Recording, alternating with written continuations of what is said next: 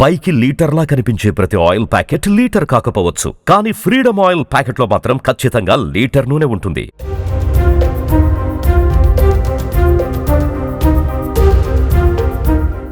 నిలువున పైకి లేచే దేశంలోనే తొలి వర్టికల్ బ్రిడ్జ్ పాంబన్ సేతుని శ్రీరామ నవమి సందర్భంగా ప్రధాని మోదీ ప్రారంభించనున్నారు. దానితో పాటు మరికొన్ని ప్రాజెక్టులను ఆయన దేశానికి అంకితం చేయనున్నారు. కొత్త పంబన్ బ్రిడ్జ్కు చెందినటువంటి వీడియోను రైల్వే శాఖ తన ట్విట్టర్లో పోస్ట్ చేసింది.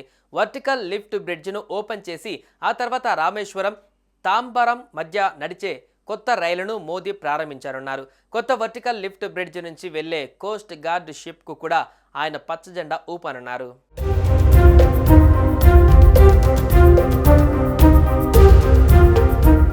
భారతదేశంలో తొలి వర్టికల్ బ్రిడ్జ్ ఇది. ఈ బ్రిడ్జ్ తమిళనాడులోని రామేశ్వరం జిల్లా మండపం నుంచి స్టార్ట్ అయ్యి బంగాళాఖాతంలోని రామేశ్వరం దివిని కలుపుతోంది. న్యూ పంబన్ వంతెనను రైల్వే మంత్రిత్వ శాఖ ఆధ్వర్యంలో నవరత్న PSU railway Vikas Nigam limited నిర్మించింది.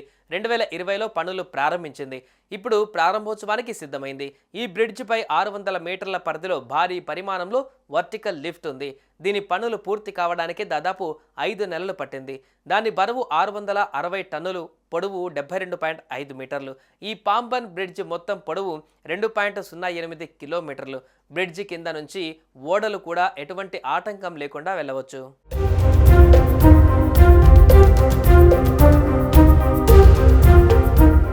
వరల్డ్లోనే రెండో అతి ఎక్కువ తుప్పు పట్టే ప్రాంతంగా పాంబన్ తీరానికి పేరుంది. కెరటాలు వంతెనని తాకుతుంటాయి. పాత వంతెన ఇనుము తుప్పు పట్టి మందం కరిగిపోయింది. కొత్త వంతెనకు ఆ సమస్య రాకుండా నిర్మాణాలపైన 3 పొరలను పాలిసోలోక్సెన్ను పెయింటింగ్ పూత వేశారు. మరో 58 ఏళ్ల వరకు ఈ వంతెనకు డోకా లేదని చెప్పవచ్చు. సముద్రంలోని దిమ్మెలు పాడవకుండా చుట్టూ కేసింగ్ విధానంలో ఐరన్, కాంక్రీట్ వేశారు. ట్రాక్ పక్కన నడిచే దారులలో ఉప్పు చేరకుండా స్టెయిన్లెస్ స్టీల్తో పాటు ఫైబర్ రీఇన్ఫోర్స్డ్ ప్లాస్టిక్ వాడారు. ఈ వంతెనలో మరో విశేషం ఏంటంటే వర్టికల్ లిఫ్ట్ వంతెనకు ఒక్క బోల్ట్ కూడా వాడలేదు. వెల్డింగ్తోనే తయారు చేశారు.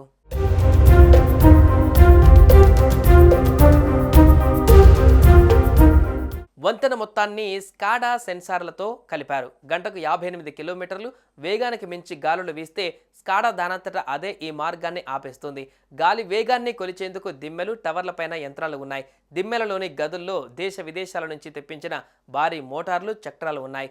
మత్స్యకారుల పడవలు, బార్జ్ పడవలు, నేవీ పోర్టుల నుంచి వచ్చే ఓడలు వంతెనను దాటాల్సి వచ్చినప్పుడు సిబ్బంది దిమ్మెల పైనున్న గదుల్లోకి వెళ్లి రిమోట్ ద్వారా వంతెనను లిఫ్ట్ చేస్తారు. ఇందులో వర్టికల్ బ్రిడ్జ్ సాంకేతికతను స్పెయిన్ నుంచి తీసుకున్నారు. మిగిలినవన్నీ భారత్లో తయారైనవే.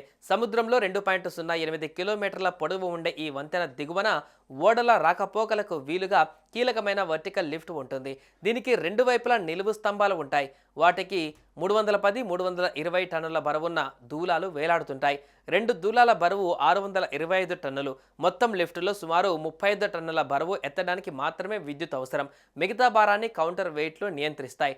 బ్రిడ్జ్ ఎత్తాల్సి వచ్చినప్పుడు కింద లిఫ్ట్లు మోటార్ల సాయంతో అవలీలగా పైకి వస్తుంది.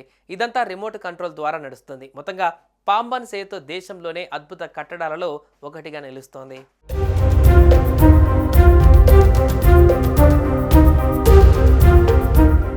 సుమన్ టీవీలో మీ పర్సనల్ అండ్ బిజినెస్ ప్రమోషన్స్ కోసం కింది నెంబర్కి కాంటాక్ట్ చేయండి.